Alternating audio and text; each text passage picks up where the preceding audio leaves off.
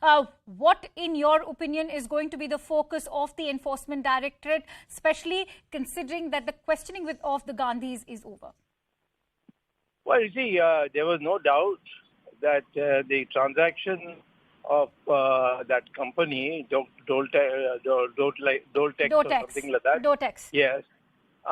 That was, on the face of it, absurd because there was no interest payments charged. There was no mortgage, included.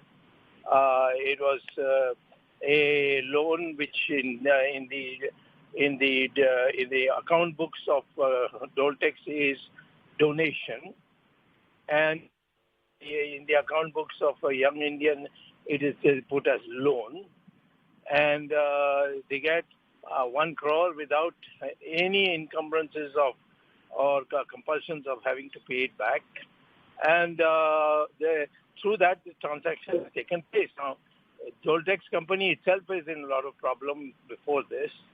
And obviously, there's a money laundering angle, and I'm sure that the ED in their investigation and their own determination of the availability.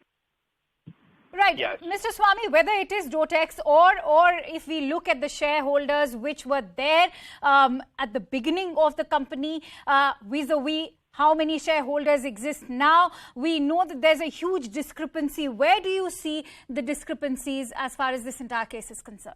First of all, that 90 crores is bogus. Right.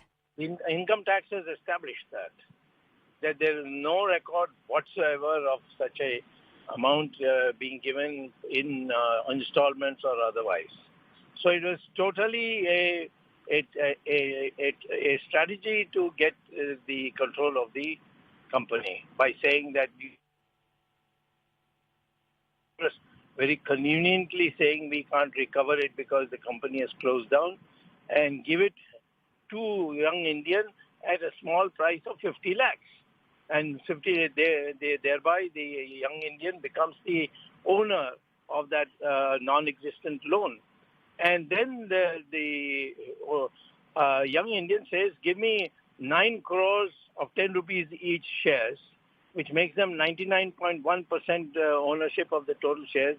And in that shareholders meeting, they don't invite the age-old shareholders who were there from either their sons or daughters of people who originally bought the shares in 1937.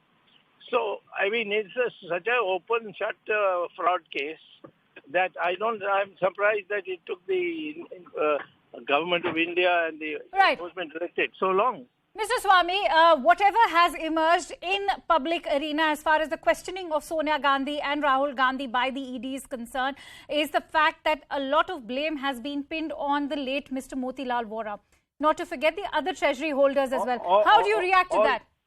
No, first of all the blame has been put on them. They say we had no idea what the accounts were and how it is. We just, if we signed it because Motilal had already signed it and cleared it.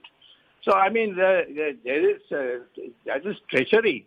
A man who has been so loyal to them. Right. And after his death, you say this. He was only a 12% shareholder. And last but not the least, Mr. Swamy, how do you react to Congress's protests being labelled as satyagrah when this is just regular questioning by the central agencies like the ED? Well, satya is the wrong word for it. They should have jhuta graha, not the satyagraha. And it is ridiculous. If there is a due process of law being pursued, there is nothing illegal, then what is the need? I mean, everybody can demonstrate. Tomorrow, the Dubai guys can also demonstrate. There are a lot of people who are ready to demonstrate. All right, Mr. Swamy, I'm sorry, I'll have to interject you there because I'm running short of time. But many thanks to you for giving us your precious time. And with that, let's now shift our attention